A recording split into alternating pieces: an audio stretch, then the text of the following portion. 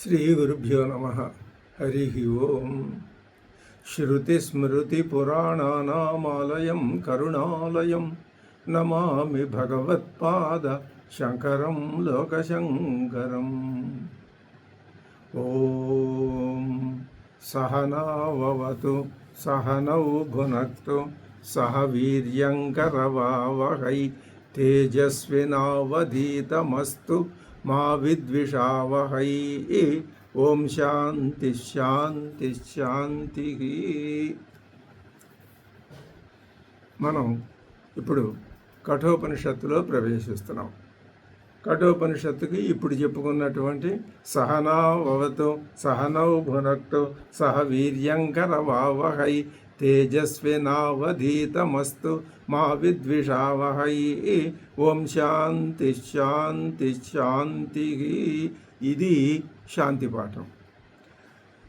3 సార్లు శాంతి శాంతి శాంతి అనటం వల్ల ఆధ్యాత్మిక ఆధిభౌతిక ఆధిదైవికములైనటువంటి తాపాలన్నీ కూడా ఉపశమనం చెంది మన యొక్క ఈ ఉపనిషత్ విద్యా గ్రహణం అనేటటువంటి ఆ కార్యక్రమం నిరభ్యంతరంగా కొనసాగాలి అని ఆకాంక్ష. అందుకు శాంతి పాఠం. ఇప్పుడు ఆ శాంతి పాఠానికి ముందు అర్థం తెలుసుకునే ముందు ఈ కఠోపనిషత్తుని గురించి 1-2 ప్రాథమిక విషయాలు అనేకం చెప్పుకోవచ్చు. అవి ఉపనిషత్తుకి సంబంధించిన విశేష అంశాలని చెప్తాయి. కానీ సర్వాసాం ఉపనిషదాం ఆత్మయాథాత్మ్య నిరూపణమే అని శంకర భగవత్పాదులు ఈశావాస్యోపనిషత్తు సంబంధ భాషల్లో మొట్టమొదటే చెప్పారు ఆయన. ఉపనిషత్తులన్నీ కూడా ఆత్మయాథాత్మ్యాన్ని నిరూపించడానికే వచ్చాయి అని స్పష్టంగా చెప్పారు. మనం ఆత్మజ్ఞానాన్ని పొందాలి అనేటటువంటి జిజ్ఞాస కలిగినటువంటి దానికి కావలసిన వైరాగ్య సంపత్తి కూడా అంతో ఇంతో ఉన్న వాళ్ళమనే అనుకుంటూ మనం ఆ కార్యక్రమంలో ఉన్నవాళ్ళం. కాబట్టి ఉపనిషత్తుకు చెందినటువంటి ఈ ప్రాథమిక అంశాలు అవి పెద్ద మనకి బాధని మన దృష్టిని వాటి వైపుకి అవి లాగలేవు. అయినా సరే 1-2 మాటలు చెప్పు. ఈ ఉపనిషత్తు పేరు కఠోపనిషత్తు. ఇది యజుర్వేదానికి సంబంధించినది. ఈశావాస్యోపనిషత్తు కూడా యజుర్వేదానికి సంబంధించినదే. అది శుక్ల యజుర్వేదానికి సంబంధించింది. ఇది కృష్ణ యజుర్వేదానికి సంబంధించింది. ఈ కృష్ణ యజుర్వేదంలో చరక శాఖ అని ఒక శాఖ ఉన్నది. అందులో అంతర్గతంగా కఠశాఖ అని మరొక శాఖ ఉన్నది. ఆ కఠశాఖకి చెందిన బ్రాహ్మణానికే కఠోపనిషత్తు అని పేరు. కాబట్టి దీనికి కాఠకోపనిషత్తు అని అంటారు, కఠోపనిషత్తు అని కూడా అంటారు. ఈ ఉపనిషత్తు మనకి ఇంకా సామవేదం అథర్వ వేదాల్లోనూ కనిపిస్తున్నదట. తర్వాత ఇంకా ఇది మహాభారతం అనుశాసన పర్వంలో కూడా కనిపిస్తున్నది అని చెప్తారు. ఏదేమైనా మనకి ఉపనిషత్తులో చెప్పబడినటువంటి ఆ సాధన ఆత్మజ్ఞాన సాధన అనే విషయమే ప్రధానం తప్ప మరేమీ కావు. ఈ కఠ అనే శబ్దం మీద కూడా ఇంకా 1-2 మాటలు అర్థాలు చెప్తూ ఉంటారు. ఏమని? కఠహ అనేది ఒక ముని పేరట. ఈ ముని ఎవరయ్యా అంటే వైశంపాయనుడి యొక్క శిష్యుడట. ఈ కఠశాఖ యజుర్వేదంలో ప్రవర్తింపజేయబడినటువంటి ఈ శాఖని ప్రవర్తింపజేసింది కఠుడనే మహర్షి అనట. అందుకని దీనికి కాఠకోపనిషత్ అని కఠోపనిషత్ అని పేరు వచ్చింది. ఇది చాలా వరకు ఉచితంగా ఉన్నది. ఆ ముని పేరు మీద ఈ ఉపనిషత్తుకి కఠోపనిషత్తు అని పేరు రావడంలో చాలా ఔచిత్యం మనకి కనిపిస్తున్నది. మనకి ఆ విషయం అంతవరకు చాలు. ఇంకా లోకంలో కఠులు కఠాహ అంటే ఆ కఠ మహర్షి యొక్క అనుయాయులు అనే అర్థం కూడా ఉన్నదట. అట్లాగే ఇంకొక మాట లోకంలో వాడుకలో ఉన్నదట, కఠధూర్తుడు. అంటే ఈ కఠశాఖలో బాగా నిష్ణాతుడైన వాడిని కఠధూర్తుడు అంటారు, కఠశ్రోత్రియుడు అని కూడా అంటారు. ఇవన్నీ పెద్ద మనకి అవసరమైన విషయాలు కాకపోయినా కఠోపనిషత్తు మాత్రం అద్భుతమైనటువంటి ఉపనిషత్తు. అద్భుతం ఏ దృష్టితో? ఒకే దృష్టి, మనకి కావలసిందే ఆత్మజ్ఞానం. నిరంతరం మన మనస్సులో ఉన్న జిజ్ఞాస అదే. ఆ విషయాన్ని బోధించడంలో కఠోపనిషత్తు ఒక కొత్త పొంత తొక్కింది. ఆ కొత్త పొంతలో అది బాగా ముందుకి వెళ్ళింది. అదీగాక ఈ దశ ఉపనిషత్తులలో కూడా కఠోపనిషత్తు మంచి ప్రాచుర్యం గలది, అందరికీ తెలిసింది, అందరి చేత ఉదాహరించబడేది. ఒక్క మన దేశంలోనే కాదు, పాశ్చాత్య దేశాల్లో కూడా కఠోపనిషత్తు బాగా పాపులారిటీని సంపాదించింది అని పెద్దలు చెప్తారు. అది ఉన్న విషయమే. కాబట్టి దీనికి ఇంత ప్రాముఖ్యత ఎందుకు వచ్చింది అంటే గురు శిష్య సంవాద రూపంలో ఉండటం చేత. ఎవరా గురు శిష్యులు? నచికేతసుడనే ఒక బాలుడు, యమధర్మరాజు. వీళ్ళిద్దరు యొక్క ఆ గురు శిష్య సంబంధంలో వినిర్గతమైనటువంటి ఆత్మజ్ఞాన బోధన మహారత్నం కఠోపనిషత్తు. మనం ఈశావాస్యాన్ని చదివాము, మరి తర్వాత కేనోపనిషత్తు చదివాం. అది కేన అనే శబ్దంతో ప్రారంభమవుతుంది, అది ఈశతో ప్రారంభమవుతుంది. ఇది కఠ మహర్షి యొక్క పేరు మీద వచ్చింది, అంతేగాని అక్కడ ఉపనిషత్తులో కఠ అనే శబ్దం రాదు. అటువంటిది జగత్ప్రసిద్ధమైన ఉపనిషత్తు కఠోపనిషత్తు. మనం ఈ శాంతి పాఠం ఎప్పుడైనా సరే, శాంతి పాఠం రాబోయేటటువంటి ఉపనిషత్తులో ఉన్నటువంటి మౌలికమైన 1-2 భావాల్ని సూచిస్తుంది. అందుకనే ఆ ఉపనిషత్తుకి దానిని శాంతి పాఠంగా నియమించారు. ఇక్కడ ఉపనిషత్తుకి శాంతి పాఠం ఏం చెప్తున్నారు అంటే, ఓం సహనావతు సహనౌ భునక్తు సహ వీర్యంకరవావహై తేజస్వినావధీతమస్తు మా విద్విషావహై. ఓం శాంతి శాంతి శాంతి. దీని పదచ్ఛేదం ఒకసారి తెలుసుకుందాం. సహ నౌ అవతు, సహనావతు. అనావతు అనేది నౌ అవతు, సహ నౌ అవతు, సహ నౌ భునక్తు. ఇక్కడ విడివిడిగానే ఉన్నాయి. సహ వీర్యం కరవావహై, ఇక్కడ విడివిడిగానే ఉన్నాయి. తేజస్వి నావధీతమస్తు, తేజస్వి నౌ అధీతం అస్తు. ఇక్కడ నౌ అధీతం నావధీతమైంది. మా విద్విషావహై. మొట్టమొదట సహ నావతు, సహ నౌ అవతు, నావతు. నౌ అధీతం నావధీతం, ఈ 2 సంధులు ఉండటం, ఆ విషయాన్ని మనం గమనిస్తే చదివేటప్పుడు సంధిపూర్వకంగా చదివితే పాఠానికి ఆ రమ్యత ఏర్పడుతుంది. అర్థం మాత్రం మనం ఆ శబ్దాలను విడదీసి మనసులోనే ఊహించుకుని అర్థాన్ని చెప్పుకోవచ్చు. సహ నౌ అవతు అంటే ఇక్కడ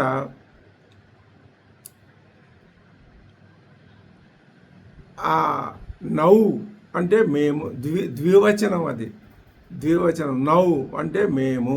ఎవరు మేము? గురువు శిష్యుడు, శిష్య ఆచార్యులమైన మేము. నౌ మా ఇరువురిని కూడా. సహ అవతు అంటే మమ్మల్ని ఇద్దరిని కలిపి కాపాడుగాక. ఎవరు కాపాడాలయ్యా? ఇక్కడ లేదు, తెచ్చుకోవాలి మనం. ఏమాట అంటే సహ. ఇక్కడ సా తర్వాత విసర్గలు, సా తర్వాత హకారం వస్తే అది సహ. సా తర్వాత విసర్గలు ఉన్నా సహా. సా తర్వాత విసర్గలు ఉంటే సహా అది తచ్చబ్దం. అక్కడ సహా అంటే అతడు అని అర్థం. ఎక్కడైనా సహా అంటే అతడు, అది అని అతడనే అర్థం. ఇక్కడ అతడు అంటే పరమాత్మ అని. నౌ సహా అవతు, మా ఇద్దరిని సహా అవతు, ఇద్దరిని కలిపి కాపాడుగాక. ఎవరు? సహా, ఆ పరమాత్మ, ఆ పరమేశ్వరుడు. ఏ పరమేశ్వరుడు? ఉపనిషత్తులన్నింటిలోనూ చెప్పి స్థాపింపబడినటువంటి సుప్రతిష్ఠితమైనటువంటి ఏ ఆత్మజ్ఞాన సంపత్తి ఉన్నదో ఆ పరమాత్మ. ఆయన మా గురు శిష్యులిద్దరిని రక్షించుగాక. దేని నుంచి రక్షించాలి? ఎలా రక్షించాలి? రక్షించటం అంటే అర్థం ఏమిటి? ఏమైనా ప్రమాదాలు, డేంజర్లు ఇలాంటివి వస్తే వాటి నుంచి రక్షించటమా? కాదు. దేని నుంచి రక్షించాలి అంటే, మాకు ఉపనిషత్తులో రాబోయే విద్యని మాకు ప్రస్ఫుటం చేసి మాకు అర్థమయ్యేటట్టుగా చేసి ఆ విధంగా మమ్మల్ని రక్షించాలి. అది సహనావతు. అది తర్వాత రెండవది సహ నౌ భునక్తు. సహా నౌ భునక్తు. నౌ అంటే మా ఇద్దరిని, సహా కలిపి, భునక్తు అనుభవింపచేయునుగాక, అనుభవించే వాళ్ళనుగా చేయునుగాక. ఎవరిద్దరిని? మళ్ళీ మా ఇద్దరినే, గురు శిష్యులిద్దరినే. దేని భునక్తు అంటే మేమిద్దరం కలిసి అనుభవించాలి. దేనిని అనుభవించాలి అంటే అలా చేయవలసింది ఎవరు? పరమేశ్వరుడు. దేనిని అనుభవించాలి? రాబోయే ఉపనిషత్తులో చెప్పబడేటటువంటి బ్రహ్మ విద్య యొక్క ఆ ఫలితాన్ని మేము ఇద్దరం కలిపి అనుభవించాలి. సహనౌ అవతు, ఆ బ్రహ్మ విద్యా స్వరూపాన్ని మాకు ప్రదర్శించి మమ్మల్ని రక్షించుగాక. సహనౌ భునక్తు, ఆ బ్రహ్మ విద్య యొక్క ఫలితాన్ని మేము పొందేటట్లుగా మాకు ఆ ఫలితాన్ని అనుగ్రహించుగాక. మమ్ములను ఇరువురును అనుభవింపజేయునుగాక. అది అనుభవింపచేసేటట్లు చేసి కాపాడుగాక అని. తర్వాత సహనావతు సహనౌ భునక్తు సహ వీర్యంకరవావహై. నౌ సహ వీర్యం కరవావహై. నౌ అంటే మేమిద్దరము, సహా కలిసి, వీర్యం ఏ బ్రహ్మ విద్య అయితే మాకు ప్రకాశింపచేసి మమ్మల్ని రక్షించమని, ఏ బ్రహ్మ విద్య యొక్క ఫలితాన్ని మేము అనుభవించేటట్లుగా చేయమని మేము కోరామో ఆ బ్రహ్మ విద్య వలన వచ్చినటువంటి వీర్యం, సహనౌ వీర్యం, ఆ వీర్యాన్ని, ఆ బలాన్ని, ఆ ధైర్యాన్ని, ఆ హుందాతనాన్ని, ఆ పరిపూర్ణత్వాన్ని కూడా కరవావహై మేము సంపాదించదముగాక. ఈ విధంగా చేస్తే ఏమవుతుందో, సహనావతు సహనౌ భునక్తు సహ వీర్యంకరవావహై. వీర్యం సహా కరవావహై. తేజస్వినావధీతమస్తు. నౌ అధీతం అని పదచ్ఛేదం చెప్పుకున్నాం. నౌ మా చేత, అధీతం అధీతమైన అంటే నేర్చుకొనబడినది ఏదైతే ఉన్నదో అది తేజస్వి అస్తు, తేజోవంతమైన దగుగాక. బ్రహ్మ విద్య అంటే ఆ విద్య మా మీద అనుగ్రహాన్ని చూపించి మాకు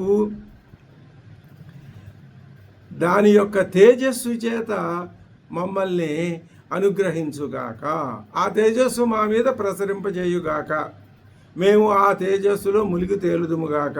ఆ తేజస్సు ఫలితాన్ని మేము అనుభవిస్తాం. ఏమీ లేదు, బ్రహ్మ విద్య మాకు స్వయం ప్రకాశకంగా ద్యోతమానం కావాలి. ఆ బ్రహ్మ విద్య ఫలితాన్ని మేము అనుభవించాలి. మేము మా చదువు ఆ బ్రహ్మ విద్య వలన తేజోవంతం కావాలి. అంతే తప్ప మాకింక ఏ ఇతర ప్రయోజనాలు వద్దు. ఇంకొక చిన్న కోరిక ఉంది. మా విద్విషావహై. మేము గురు శిష్యులం, ఒకరినొకరు గురువుగారు శిష్యుడిని వాత్సల్యంతో చూడాలి. శిష్యుడు గురువుకి పాదాభివందనం చేసి దృఢమైన అనన్యమైన భక్తిని గురువు పట్ల ప్రదర్శించాలి. ఈ విధంగా మేమిద్దరం ఒకరినొకరు విద్వేషించుకోకుండా ఉండాలి. ఇది ఈ కఠోపనిషత్తు యొక్క శాంతి మంత్రము. ఇందులో మనకు స్పష్టంగా రాబోయేటటువంటి కఠోపనిషత్తులో యముడు, నచికేతుడు అనే గురు శిష్యులు ఉన్నారనే విషయం స్ఫుటంగానే తెలుస్తున్నది. యముడు గురువు, ఆయన యొక్క అనుగ్రహం చేత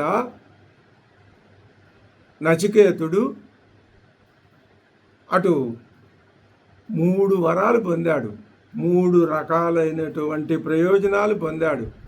అందులో మొదటిది ఆయన కుటుంబానికి సంబంధించింది, రెండవది కర్మాచరణకు సంబంధించింది, మూడవది బ్రహ్మ విద్యా జ్ఞానానికి సంబంధించింది. ఇది మనకి ప్రధానం.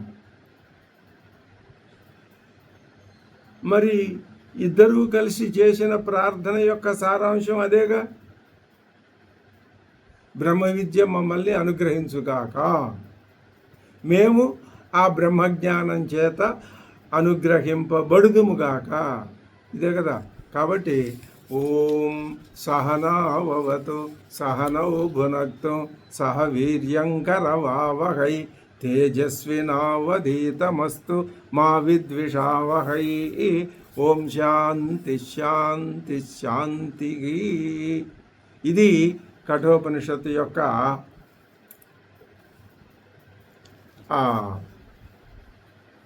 శాంతి పాఠం. ఇప్పుడు శంకర భగవత్పాదులు ఆయన పద్ధతి ప్రకారం ప్రతి ఉపనిషత్తుకి మొట్టమొదట ప్రారంభంలో సంబంధ భాష్యాన్ని ఆయన అనుగ్రహిస్తాడు. ఆ సంబంధ భాష్యం ఉపనిషత్తు యొక్క అవతారానికి సంబంధించి ఉంటుంది, అందులో రాబోయే విషయాల గురించి ఉంటుంది. ఆ సంబంధ భాష్యంలో ఉన్న విషయాలు మనం బాగా తెలుసుకొని ఆకళింపు చేసుకున్నట్లయితే మనకి రాబోయే ఉపనిషత్తు యొక్క అధ్యయనం సుకరమవుతుంది. అది అందుకు సంబంధ భాష్యం. ఇప్పుడు భగవత్పాదులు సంబంధ భాష్యాన్ని అనుగ్రహించే ముందు ఆయన ఏం చేస్తున్నారంటే, ఎక్కడ ఏ ఉపనిషత్తులోనూ పెద్దలు చెప్తారు ఈ మాట. సహజంగా ఏమిటి అంటే, పౌరాణిక కాలం వచ్చిన దగ్గర నుంచి ప్రార్థనతో ఏ గ్రంథాన్నైనా ప్రారంభించడం అన్నది ఆచారం. కానీ అది మనకు ఉపనిషత్తుల్లో ఎక్కడా కనపడదు. అది శాంతి పాఠాలు ఉన్నాయి. అయితే భగవత్పాదులు మాత్రం ఇప్పుడు ఈశావాస్యమిత్యాదయో మంత్రా కర్మ స్వవినియుక్త అని సూటిగా స్పష్టంగా విషయాన్ని, అయితే ఈశా అనే మొట్టమొదటి ఉపనిషత్తు దేంతో ప్రారంభమైందో ఈశా అనే పదంతో కూడా భగవత్పాదులు ప్రారంభించారు. కాబట్టి అది మనకి ఆ ఈశ్వరుడి యొక్క నామస్మరణ అది ప్రార్థనాపూర్వకమైందే. ఇక్కడ ఒక అద్భుతమైనటువంటి ప్రార్థన చేస్తున్నారు శంకర భగవత్పాదులు. ఈ ప్రార్థన కూడా మనం ఇప్పుడు చెప్పుకున్నటువంటి ఓం సహనావతు సహనౌ భునక్తు అనే శాంతి మంత్రం యొక్క ఆ పోకడలోనే ఇది కూడా ఉన్నది. ఏమంటున్నారు? ఓం నమో భగవతే వైవస్వతాయ మృత్యవే బ్రహ్మ విద్యాచార్యాయ నచికేతసే చ. నమస్కారం చేస్తున్నారు శంకర భగవత్పాదులు. ఓం నమః ఎవరికి? భగవతే, భగవంతుడైనటువంటి అంటే పరమ పూజనీయుడైనటువంటి, వైవస్వతాయ ఎవరైనా వివస్వంతుని యొక్క కుమారుడు. వివస్వంతుడంటే సూర్యుడు, సూర్యపుత్రుడు యముడు అని ప్రతీతి. కాబట్టి సూర్యుని యొక్క అంశ చేత, వరము చేత, సూర్యుని యొక్క ఆ అనుగ్రహము చేత ఉద్భవించినటువంటి వాడు, ఆవిర్భవించిన వాడు యముడు. ఓం నమో భగవతే వైవస్వతాయ. అటువంటి వైవస్వతుడైనటువంటి యమదేవుడికి ఓం నమః నమస్కారం. ఎందుకని? ఆయన ఇప్పుడు గురువు, బ్రహ్మ విద్యను మనకి బోధించాలి. ఈ 6 వల్లుల్లో ఆ విషయం తర్వాత మనకు వస్తుంది. ఆ బ్రహ్మ విద్యా బోధన గురువు ఆయన. ఓం నమో భగవతే వైవస్వతాయ మృత్యవే. వైవస్వతాయ అని వదిలేస్తే అక్కడికి ఒక విధంగా ఉండేది, కానీ అలా కాదు. మృత్యవే. వైవస్వతుడు ఎవరండి అంటే వివస్వంతుని కుమారుడు అంటున్నారు కదా. ఎవరు ఎంతమంది ఉన్నారో ఏమిటో మరి మాకు తెలియదు కదా అంటే మృత్యవే. ఆ వివస్వంతుని కుమారుడే మృత్యువు. ఆయన పేరే యముడు. ఎందుకని మృత్యువు అనే పదాన్ని ఉపయోగించారు? తర్వాత మనకు ఉపనిషత్తులన్నీ చెప్తున్నాయి. సూర్యకిరణాలే ప్రాణం. సూర్యుడు తన కిరణాల ద్వారా ఈ సృష్టిని చేస్తున్నాడు, ప్రాణికోటిని జన్మింపజేస్తున్నాడు కిరణాల ద్వారా. ఆయన యొక్క పుత్రుడే యముడు. యముడికే మృత్యు అని పేరు ఉన్నది. అంటే ఇక్కడ సూర్యకిరణాల చేత ప్రాణం వస్తున్నది. ఆ సూర్యుని యొక్క అంశ చేతనే ఆయన యొక్క ఆవిర్భావం, ఆయన నుంచి ఆవిర్భవించిన శక్తి వలననే మళ్ళీ ఆ ప్రాణం ఉపసంహరించుకుంటూ ఉన్నది. అందుకని జననం మరణం ఈ రెండు ఈ ఇద్దరిలోనే ఉన్నాయి అన్న భావాన్ని మనకి తెలియజెప్పటం కోసం ఓం నమో భగవతే వైవస్వతాయ మృత్యవే. అది ఇప్పుడు గురు నమస్కారం అయింది. ఇంకా శిష్యుడికి కూడా నమస్కారం చేస్తున్నారు. బ్రహ్మ విద్యాచార్యాయ మృత్యవే బ్రహ్మ విద్యాచార్యాయ. ఆయన బ్రహ్మ విద్యాచార్యుడు కూడా. బ్రహ్మ విద్యను లోకానికి బోధించాడు గురుస్థానంలో కూర్చొని. వైవస్వతుడు ఆయనే, మృత్యువు ఆయనే, బ్రహ్మ విద్యాచార్యుడు ఆయనే. ఇందులో ఒక విశేషం స్పష్టంగా కనిపిస్తున్నది కదా. మనం ఈశోపనిషత్తు, కేనోపనిషత్తు చదివే వచ్చాం. మృత్యు అనేది అనాత్మ, అమృతత్వం అనేది ఆత్మతత్వం. అమృతత్వం అంటే ఆత్మతత్వమే, స్వరూపమే అమృతం. స్వరూపం కానిది మృతం, అది అనాత్మ. ఇప్పుడు ఇక్కడ మృత్యవే బ్రహ్మ విద్యాచార్యాయ, మృత్యువే నీకు బ్రహ్మ విద్యను చెబుతున్నది అంటే అర్థం ఏమిటి? బ్రహ్మ విద్య దేనికి ప్రాధాన్యత? బ్రహ్మ విద్యలో ఏది? ఆత్మజ్ఞానమే బ్రహ్మ విద్య. మృత్యువు యొక్క జ్ఞానం, మృత్యువుని గురించిన విశేషాంశాలు, వివరాలన్నీ బాగా తెలుసుకుంటే, అసలు మృత్యువు అంటే ఏమిటో తెలుసుకుంటే దాని యొక్క యాథార్థ్యం ఏమిటో మనకి తెలిసిపోతుంది, బట్టబయలైపోతుంది. అప్పుడు మృత్యువు అది స్థిరమైనది కాదు, మృత్యు అనేది లేదు, మృత్యు అసలు మిథ్య అని గనక నువ్వు గ్రహించినట్లయితే అప్పుడు నీకు అమృతత్వం ఏర్పడుతుంది. ఇదే బ్రహ్మ విద్య. కాబట్టి మృత్యువే తన యొక్క యథార్థ స్వరూపాన్ని నీకు తెలియజెప్పటం ద్వారా నీ ఆత్మతత్వాన్ని నీకు తెలియజెప్తున్నది అని మనం వ్యాఖ్యానం చేసుకోవచ్చును. అటువంటి ఓం నమో భగవతే వైవస్వతాయ మృత్యవే బ్రహ్మ విద్యాచార్యాయ నచికేత్. తర్వాత ఇప్పుడు చివరిలో ఒక మాట, నచికేతసేచ. ఆ బ్రహ్మ విద్యను లోకంలో బోధించినటువంటి నచికేతసుని కొరకు కూడా నమస్కారం అని చెప్తున్నారు.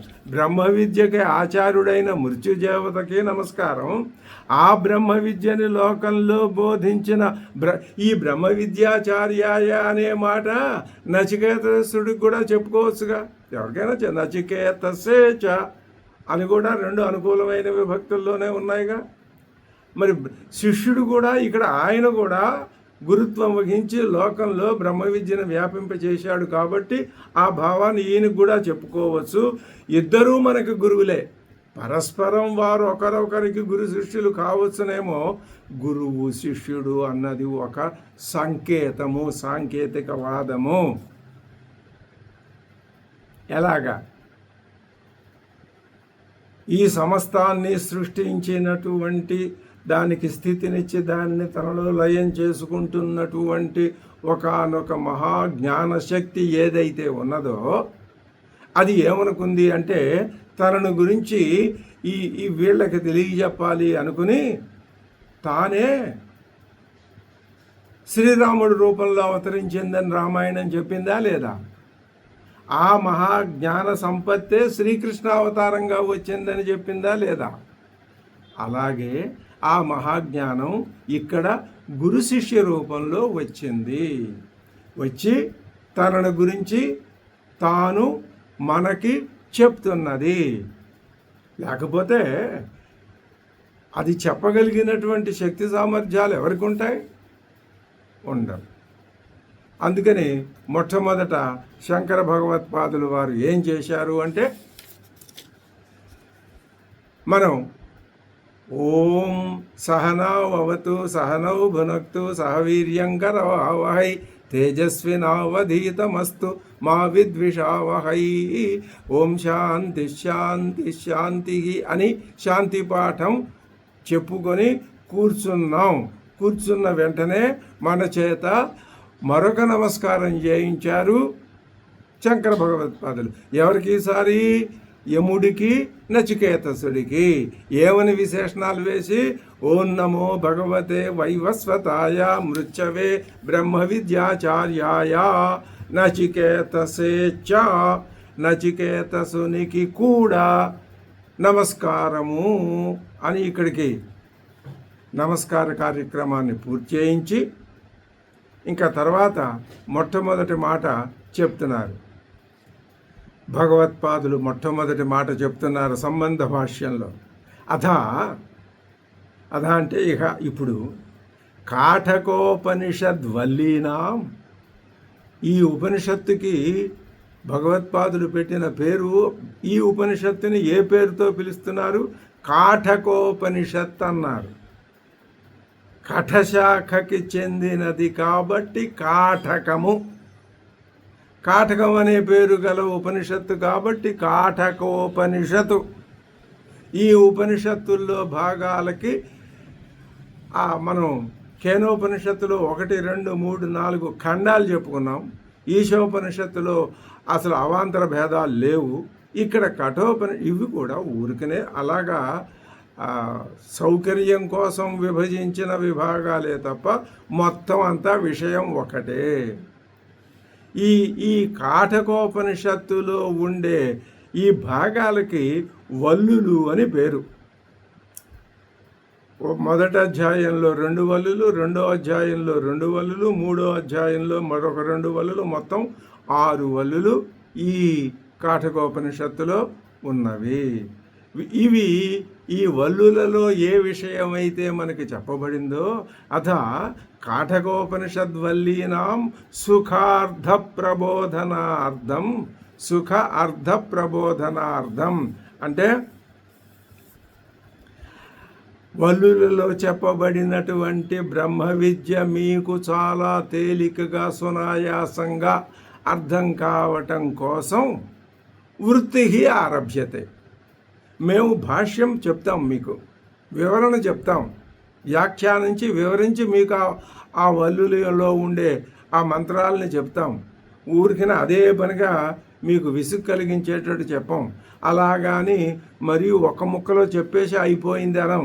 ఎంత కావాలో, ఎంతవరకు చెప్పాలో అంతవరకు దాన్ని అల్పగ్రంథావృత్తికి చాలా సంక్షిప్తంగా చెప్తాం.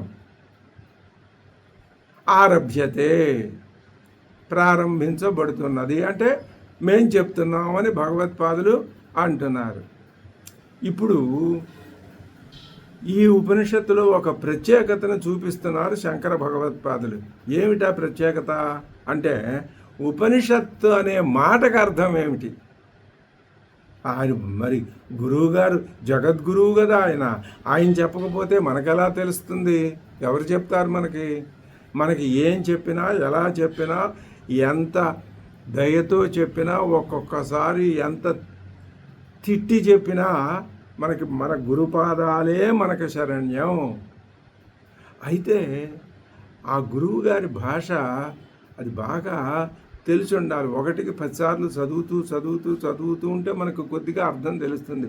అదీగాక ఇలా చదివిన మహానుభావులు ఆ శంకర భాష్యం మొత్తాన్ని ఆపోషణం పట్టిన మహానుభావులు ఉన్నారు కదా,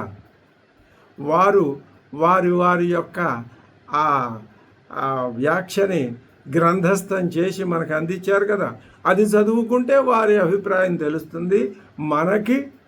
మన యొక్క అధ్యయనం మరింత సుగమం అవుతుంది. కాబట్టి పుస్తకాల సహాయంతో, అంటే పెద్దలు రచించి మనకి ఇచ్చినటువంటి భాష్యానికి తెలుగు వ్యాఖ్యానాల సహాయంతో అనేక మంది పెద్దలు ఉన్నారు. ఉపన్యాసపూర్వకంగా చెప్పారు, లిఖితపూర్వకంగా చెప్పారు. ఇలాగా ఈ ఆధునిక కాలంలో ఈ సెల్ ఫోన్లు ఇవి రావటం వల్ల, ఎక్కువ సౌకర్యాలు కలగటం వల్ల మనం వారందరూ చెప్పినవి, ఎప్పుడో చెప్పినవి, ఎక్కడో చెప్పినవి మనం ఈ సెల్ ఫోన్ ద్వారా చూసి ఇక్కడ తెలుసుకోవటం, ఇది మన యొక్క కాలం మనకిచ్చినటువంటి గొప్ప సౌకర్యం.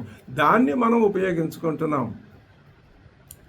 ఈ ఉపనిషత్ అనే శబ్దం యొక్క అర్థం కొంచెం చక్కగానే బ్రహ్మాండంగా వివరించారు శంకర భగవత్పాదులు. ఏమంటున్నారు అంటే, సదేహే ధాతోహో విశరణగత్యవసాదనార్థస్య ఉపనిపూర్వస్య క్విప్ ప్రత్యయాంతస్య రూపం ఉపనిషత్తు ఇది. ఈ ఉపనిషత్ అనేది ఒక రూపం అండి, నిష్పన్నమైనటువంటి రూపం. ఏమిటా రూపం? ఉపనిషత్ అనేది నిష్పన్నమైన రూపం. సంస్కృత భాషా పద్ధతి సంప్రదాయం అంటే, అసలు వేద భాష యొక్క పద్ధతే ఏమిటి అంటే, ప్రతి శబ్దము ధాతువు నుంచి నిష్పన్నం అవుతుంది. మరి అలా చెప్పినప్పుడు ఉపనిషత్ అనేటటువంటి ఈ శబ్దము ఏ ధాతువు నుంచి పుట్టింది అని అడిగితే చెప్తున్నారు, సదేహే ధాతోహో అనగా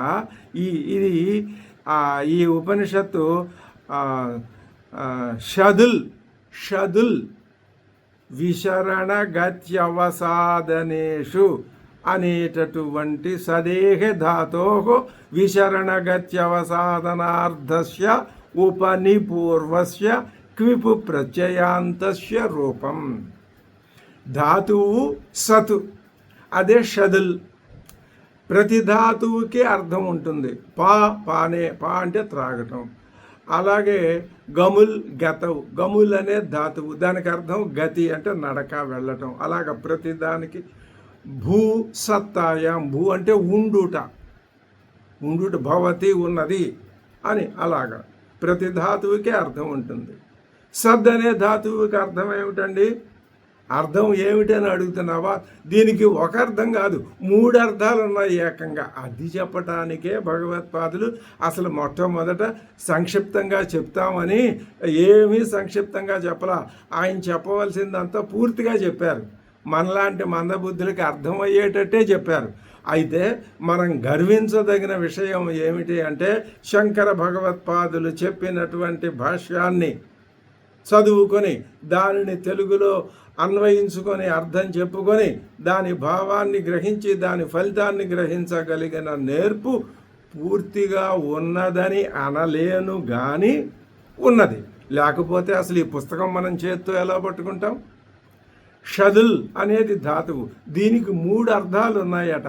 ఏమిటి అర్థాలు అంటే, పదాలు చెప్తాడు. విశరణ గతి అవసాదన అర్ధస్య, 3 అర్థాలు. అర్థాల తర్వాత ఆయనే చెప్తాడు.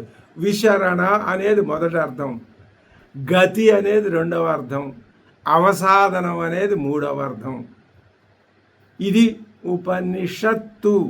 అషత్ ఉపనిషత్తు, షత్తులో అషదుల్, తాదా 2 ఒకటే, షదుల్ ఉపనిషత్ అయింది. అయితే ఉపనిపూర్వస్య, షదుల్ అనే ధాతువుకి ముందు 2 ఉపసర్గలు వచ్చి కూర్చున్నాయి. ఉప అనేది ఒకటి, నీ అనేది ఒకటి. ఇప్పుడు ఉప నీ 2 మొదట ఉన్నటువంటి షదుల్ అనే ధాతువు యొక్క క్విప్పు ప్రత్యయం వచ్చిన రూపమే ఉపనిషత్తు. ప్రత్యయాలు వస్తాయి, ఉపసర్గలు శబ్దానికి ముందు వస్తాయి, ప్రత్యయాలు తర్వాత వస్తాయి. ఇక్కడ ఈ షదుల్ అనే ధాతువుకి క్విప్ అనే ప్రత్యయం వచ్చి అది మళ్ళీ పోతుంది. అది వ్యాకరణం చాలా డీప్గా ఉంటుంది. ఆ క్విప్ అనే ప్రత్యయం ఏమిటిది, ఏ అర్థంలో వస్తుంది అంటే క్విప్ అనే ప్రత్యయం ఏ ధాతువుకి చేరుతుందో ఆ ధాతువుగా ఉండటం మానేసి నామవాచకంగా మారుతుందట. ఇప్పుడు షత్ అనేది అది నామవాచకం అయింది అంటే ఒక గ్రంథాన్ని చెప్తున్నది అనుకుందాం. ముందు 2 మాటలు ఉన్నాయి, ఉప ని. కాబట్టి ఇప్పుడు ఉప ని షత్తు అని దీనికి అర్థం. ఉపనిషత్ శబ్దేన చ వ్యాచిఖ్యాసిత గ్రంథ ప్రతిపాద్య వేద్య వస్తు విషయ విద్య ఉచ్యతే. అమ్మా వెంటనే ఉపనిషత్ అనే శబ్దానికి 3 అర్థాలు ఉన్నాయని చెప్పి ఆ విషయాన్ని అక్కడ ఆపేసి ఆయన వీళ్ళకి వెంటనే మనం ఈ విషయం చెప్పకపోతే వీళ్ళు మళ్ళీ ఏమి రాంగ్ ఆలోచనల్లో పడిపోతారో అని అనుకున్నాడు ఏమో. గురువుగారు ఏమంటున్నారు, ఉపనిషత్తు శబ్దం ఎందుకు వచ్చిందో తెలుసా? నామవాచకంగా క్విప్ ప్రత్యయాంతం అన్నాం కదా. ఎందుకు ఉపనిషత్ శబ్దం యొక్క దాని అది ఏం చెబుతుందో మనకు తెలిసిన అంటే ఉపనిషత్ శబ్దేనా, ఉపనిషత్ అనే శబ్దం చేత విద్య ఉచ్యతే, విద్య చెప్పబడుతూ ఉన్నది. ఏ విద్య చెప్పబడుతున్నది, ఇది ప్రధానం. అంటే వ్యాచిఖ్యాసిత గ్రంథ ప్రతిపాద్య వేద్య వస్తు విషయ అంటే అర్థం ఏమిటనమాట, పరమాత్మ ఉపనిషత్ అనే శబ్దానికి విద్య అని అర్థం. పరమాత్మ ఆ జ్ఞానమునందు విషయం. మేము వ్యాఖ్యానించగోరుచున్న ఈ గ్రంథము ప్రతిపాదించే పరమాత్మ తప్పక తెలియదగినది. మేము ఇప్పుడు ఏ ఉపనిషత్తునైతే వ్యాఖ్యానించాలని కూర్చున్నామో ఆ గ్రంథం దేన్ని ప్రతిపాదిస్తున్నది? ఆత్మతత్వాన్ని ప్రతిపాదిస్తున్నది. ఆ గ్రంథం చేత ప్రతిపాదింపబడుతూ ఉన్నటువంటి మనకి వేద్యమైన మనము తెలుసుకోవలసిన వస్తువు, ఆ వస్తువులో ఉన్న విషయము ఏది అంటే విద్య. ఏ విద్య? ఆత్మ విద్య, బ్రహ్మ విద్య. కాబట్టి ఇప్పుడు ఉపనిషత్ అనే మాటకి అర్థం ఏమిటి అంటే బ్రహ్మ విద్య. మరి ఏంటండి మీరు 3 షదుల్ అనే ధాతువుకి 3 అర్థాలు ఉన్నాయి అన్నారు అంటే చెప్తాం. ఆ 3 అర్థాలు ఎలా ఉన్నాయో ఏమిటో నెమ్మదిగా వివరిస్తాము. మీరు ముందు మొట్టమొదట ఏం అర్థం చేసుకోవాలి అంటే ఉపనిషత్ అనే శబ్దాన్ని దాన్ని విభజించి దాంట్లో ఉన్న పదాలు అసలు దాన్ని ఆ పదస్వరూపం తెలుసుకోండి మీరు, అంతే తప్ప ఊరికినే ఉపనిషత్ అనే మాట అనే డొల్లించటం కాదు. ఉపనిషత్ ఉపనిషత్తు. తెలుగులో ఉత్తడంగులు వస్తూ ఉంటాయి మనకి. రామః అయితే రాముడు అవుతుంది అలాగా. కాబట్టి ఇప్పుడు ఈ విషయాన్ని చెప్పారు. ఆ ధాతువుకి 3 అర్థాలు చెప్పారు. అయితే వెంటనే ఒక అనుమానం, ఒక పూర్వపక్షం వచ్చేసింది. ఆయన చెప్పింది ఏమిటి? ఉపనిషత్ అనే శబ్దం షదుల్ అనే ధాతువు నుంచి వచ్చిందయ్యా. ఆ ధాతువుకి 3 అర్థాలు ఉన్నాయి. విశరణ, గతి, అవసాదన అనే 3 అర్థాలు ఉన్నాయి. ఇప్పుడు ఆ ఉపనిషత్ ఏమో దానికి అర్థం మేము ఏ గ్రంథానికి వ్యాఖ్యానం రాయదలుచుకున్నామో ఆ గ్రంథంలో ఏ విద్య ప్రతిపాదింపబడుతున్నదో ఆ ఆత్మ విద్యే ఉపనిషత్తు అంటే అని అర్థం చెప్పేసి కూర్చున్నాడు ఆయన ఒక్క మాటలో. ఇప్పుడు వెంటనే ఓ పూర్వపక్షం వచ్చేసింది. ఏమంటే మీరు 3 అర్థాలు చెప్పారు కదా, ఇక్కడేమో బ్రహ్మ విద్య అని అర్థం చెప్పారు కదా.